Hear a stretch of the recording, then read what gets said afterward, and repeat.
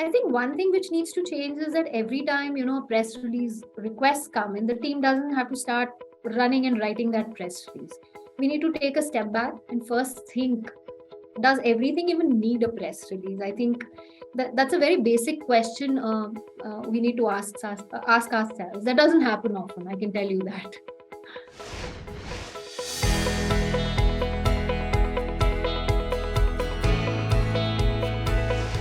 I think in terms of my background, I've been working for over 2 decades now. It's going to be 22 years pretty soon. Have worked across industries, even across roles actually. While currently I'm heading PR and Copcom for PhonePe, my journey actually started with Times of India, where I worked for approximately 6 months. And that was my first experience of working in an office. Had just passed out, and that's where I learned my writing. That's how I think of it. Was there for a couple of months and then moved to the corporate side of things. For a few years, I've actually worked in telecom companies, handling. So when I started in 2000, we were not marketing communications as a function had not been formally set up in a lot of entities. PR teams sort of wore the marketing communications hat when needed. Internal and external communications lines were blurred. If you were a Copcom professional, you were expected to do both. So I think the advantage, especially when you're a young person in an environment like this, is you pretty much pick up everything. A more structured environment, while it has its advantages later in your career, I feel. As a younger person, the skill of figuring things out, picking things, newer things is something which a more probably a more open environment allows you. And I was very lucky that way. I think 4 years of doing that, and I pretty much knew the entire marketing, communication, Copcom, PR, internal comms landscape. After which I actually worked in a pharma company where I was doing internal comms for a couple of years. Then went through this phase in which I was a young mother, couldn't get back to a formal office 9 to 6 environment. We are lucky that way because now hybrid and remote work is extremely, it's almost ubiquitous. It's done. It's not something which is unusual, but when I was trying to do that in 2005, it was just unheard of, and I was fortunate. I actually got an employer like Vista who let me work remotely for a few years. I've been on Zoom calls since 2005. So I think I can maybe make that my bio, muting and unmuting myself for years now. I've completely, as a young parent, taking calls with a screaming toddler. I've been through that. And when the rest of your colleagues are probably in an office, because now it's very normalized. So I think I've been through that journey very early in my life. Eventually, once the kid was older, I got back to more. I was dying to get back to office, of course. Was happy to be back, meeting more people and doing what I like. I joined a role which involved demand generation for a B2B company.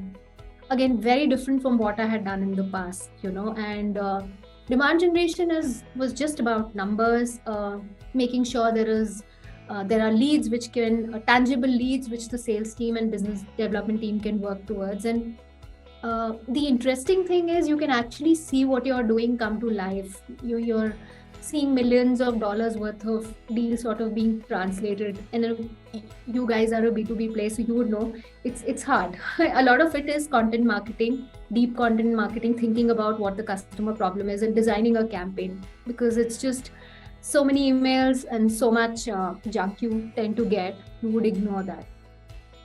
I was in a very similar role in CRM and Flipkart, where I had the opportunity of being a part of 2 big billion days, extremely exciting time.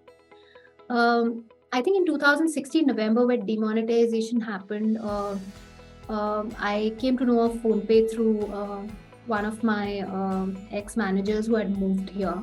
I hadn't heard of them, and but I had seen the impact demonetization had in terms of how digital payments were perceived and how they just overnight became a part of our vocabulary and essential to our lives.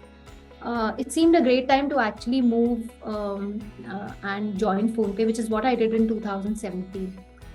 I was employee one in a bunch of functions, first PR person, first content person, first person doing CRM here.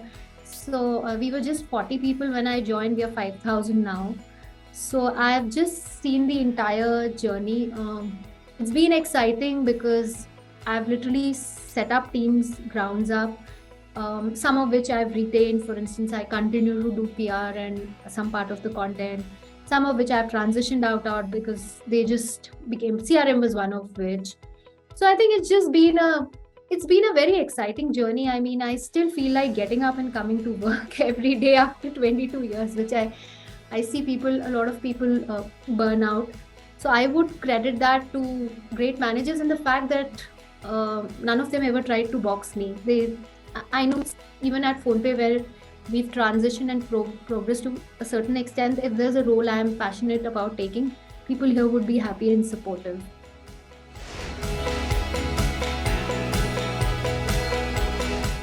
Even when I started doing internal comms and PR early on in my career, one of the things I noticed was we were very anal about things being measurable.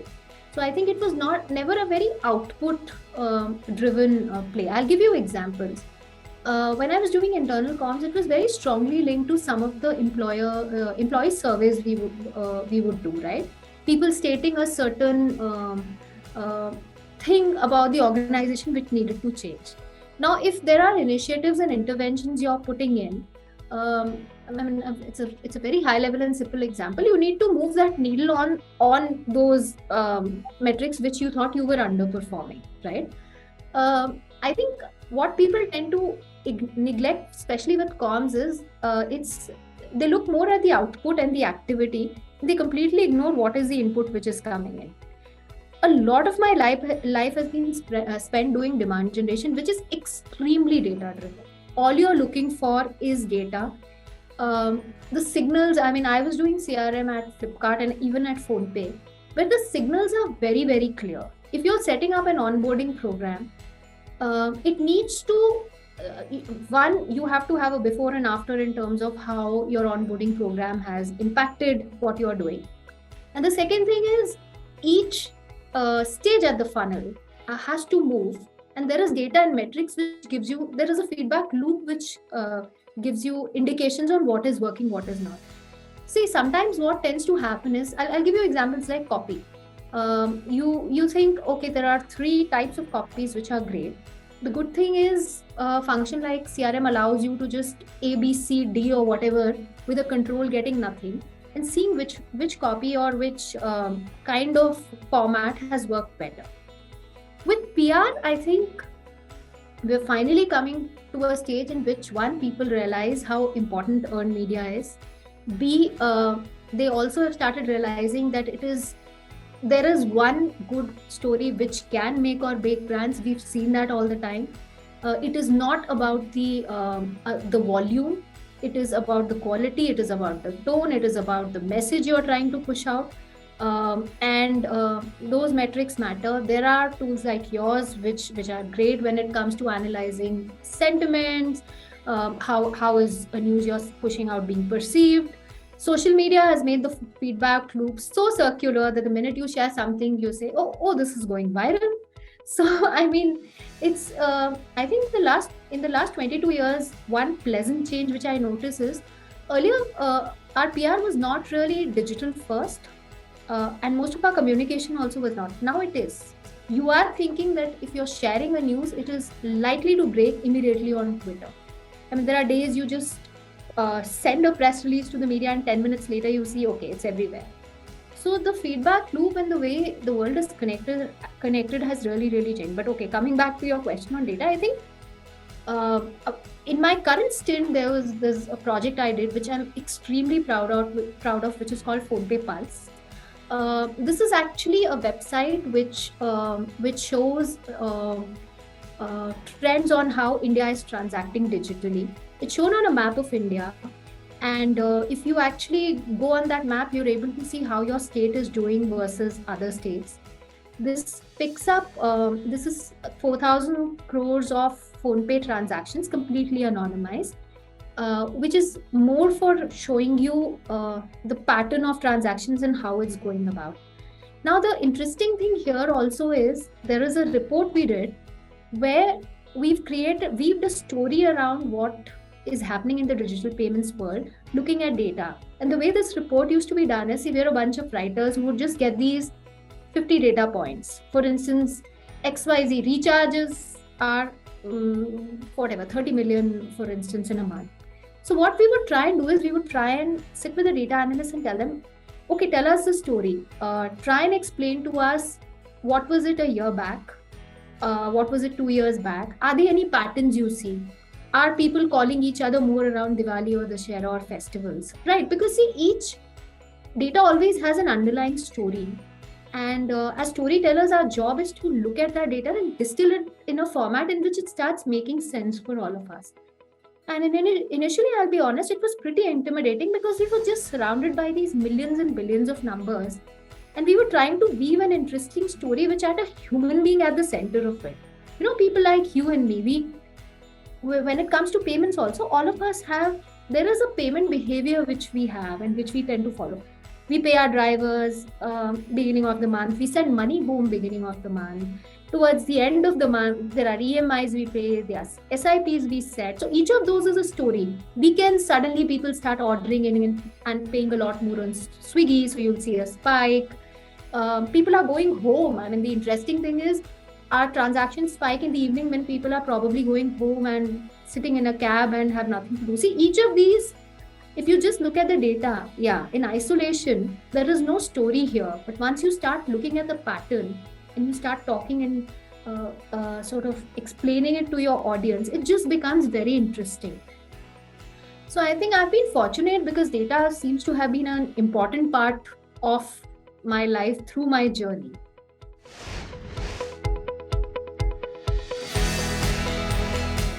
PR needs to play a different role at each stage in a business's journey. I'll give you an example. When you're launching a business, right, PR is probably the most credible and easy way to build customer recall. It starts with that because customers don't know of you. Earned media is still it's a very respected medium still. If you're able to get the right stories out there, it starts.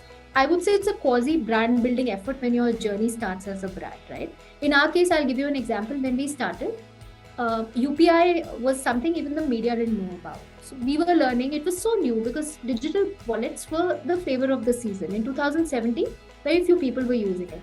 So it was a journey of educating the customers in the market about what UPI is, vis-a-vis a wallet, how is it different, better, or whatever, right? So at that point, the purpose of PR was really to serve as a education and recall tool. Once a business starts growing, there are different objectives. I mean, PR can mean. Sometimes it is the business is at an inflection point where it is looking at reaching out to more and more partners. So then your PR narrative shifts and starts talking a little more about your product depth or possibly some of your existing partnerships, which you use to attract more partners and grow the business. When the business is at a mature stage or it has reached a certain scale, you're looking at probably communicating a little more about milestones, because at that point, what you're trying to also signal is, hey, we've arrived.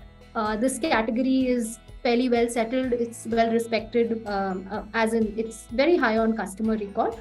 And at that stage of the journey, you're a little more driven in terms of milestone. So I think the PR plan has to sort of mimic where your business is in each stage. In terms of recall, see, while you do have AV and some of the usual metrics, I think in the PR world, the biggest win for me is when a lot of it is, of course, anecdotal. You can't quantify it, but I've had business folks tell me that you put out a PR and we got a lot more inbounds.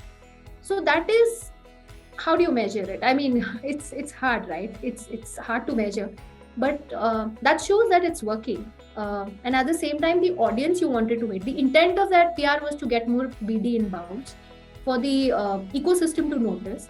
So that is, I do take that feedback loop actually very seriously. If you're doing a subsequent set of PRs, which have to be very similar in nature, it's good to see what had worked the last time, have some kind of playbook in place. If there was a distribution strategy you followed which was different, make sure you keep that down. See, unfortunately, sometimes we just don't learn from our wins. We think, okay, happened, it's a fluke. It's important to institutionalize that learning in some way and make sure you have a playbook which you can work with. So I think that's really important.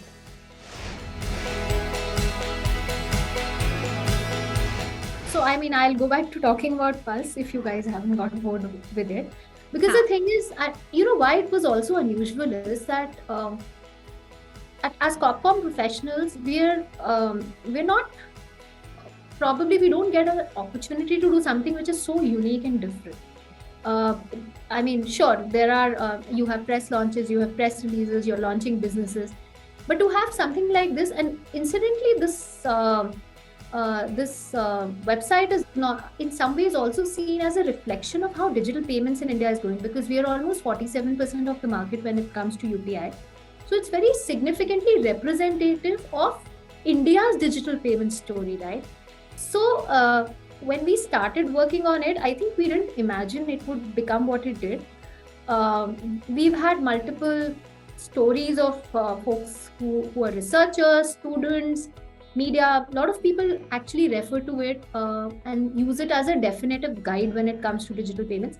The other interesting thing is, see, unfortunately, most Corpcom professionals are seen as people who are just good with words and don't understand data at all. So I think in our case, it was also about trying to change that perception.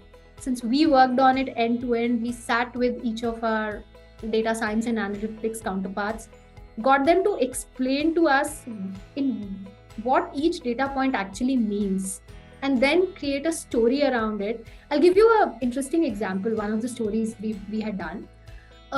There was actually a user who was refueling in petrol pumps across the country, and he had probably covered 13 or 14 or probably 50. I mean, there was a significant number of petrol pumps where he had refueled. So after it was just strange behavior, because he would be in one city or state on a day, and then in a very, very different city few days later. So we actually spoke to him, and it turns out he's actually a truck driver who was refueling in different states, and was, because that was what his profession was. Because what was bizarre was he was in Jaipur one day, and then 2 days later you'd see couple of days later he's in Gujarat, and then so you're like, okay, looks like somebody is on an India trip. But turned out that he was actually a truck driver who was just refueling because that's what his job was. It was a pretty interesting conversation we had, and we had actually featured his stories in one of the data pieces we had done. I mean, there are so many interesting insights that way. I mean, gold has very significant spikes around festivals. People buy gold around Dhanteras, Diwali. You do see a spike. Not just that, they insist on deliveries before that. So I think lots of interesting insights, and digital payments became very real for us. I mean, personally, we were actually able to see the people behind those payments which we are enabling.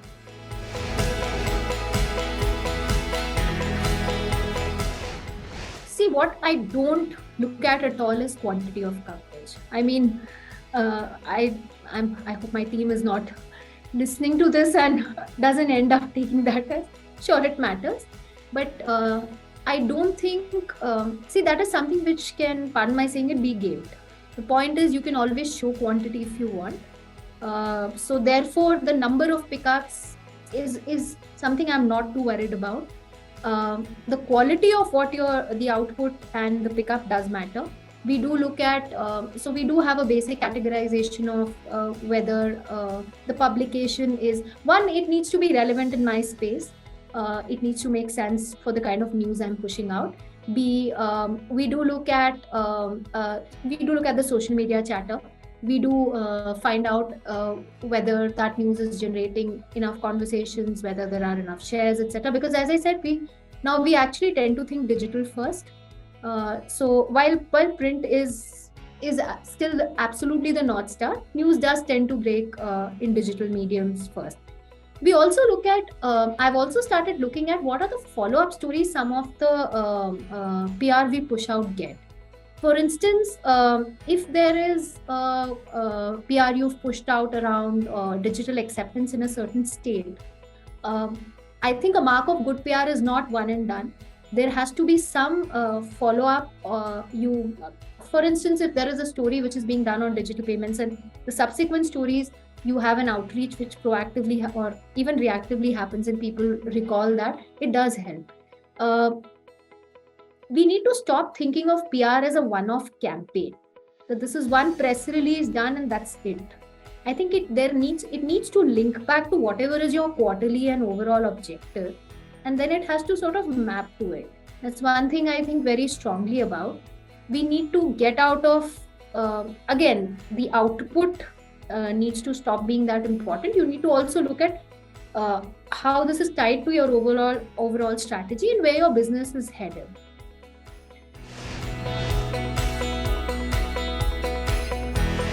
I think any insight which gives me a deeper understanding of customers will help, because finally we are a large B2C play, and getting more insights on what customers are doing, what they like, what they dislike, it does help you. See, as customers, if there is a preference for a certain category vis-a-vis the other, or if you have very strong signals which indicate that some of your communication is just not working. For instance, if I launch, say, a new product, and I have magically have some tangible signals on, the business message is too complicated for customers. Happens all the time, by the way, because see, whenever you're putting out something in PR, it's very consensus driven.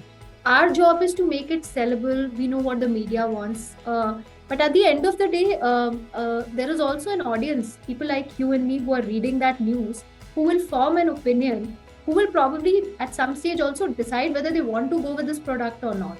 It is finally a marketing and sell job which you're doing with PR. It is not just a one-way information dissemination. So I think deeper customer insights will help, because what I've noticed is you tend to get inputs from business teams who have their view on how this product should sound and how they sell it. They're also the closest to the product. They also think this is the best thing since sliced bread, and whatever message they are pushing out will just certainly resonate. Getting deeper customer insights, being able to talk to them helps.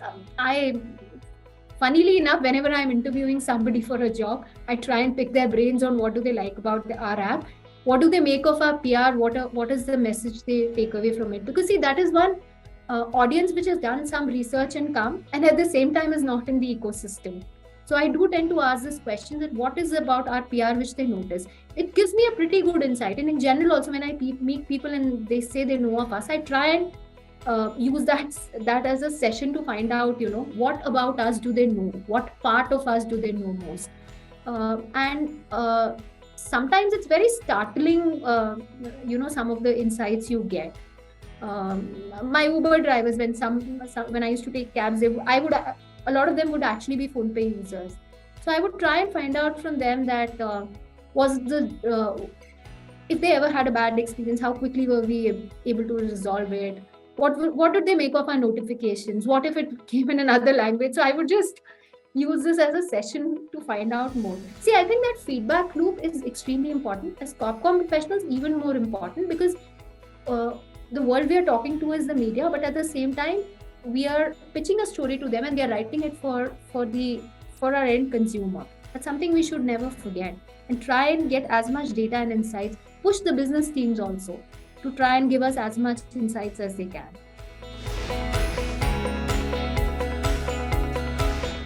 Build a portfolio of skills. Don't just focus on the spoken part. I've seen so many Corpcom professionals who are very good when it comes to speaking. They don't focus on the writing bit at all. For a lot of them, it's also an afterthought. oh, it'll happen. No. Make sure you're able to actually write a compelling story. I've seen a lot of not very persuasive talkers also do extremely well because they're able to think deeply and write well. I think focus on both aspects, extremely important. The second thing is, I think this is more for the younger folks. Be a little patient. Work on work on building the right skills. Don't have slightly unfair expectations of by 23 I need to be here by 26. It's absolutely great to have goals, but be patient. Give yourself time. Build the right skills. That is very important. If you have to set stages on goals for yourself, do that. About, we were discussing press releases. I'm going to write the perfect press releases which will need no edits till this age. Make it more about skills and less about designations, and I'd say enjoy the journey. I mean, I don't understand what is this obsession of just achieving everything by 30 and doing God knows what for the rest of our lives. So enjoy the journey, space it out. It's a very competitive field. When I started out, there was digital hardly existed, and now I've had to adapt and learn to this world. So enjoy the journey, enjoy the changes which come with it.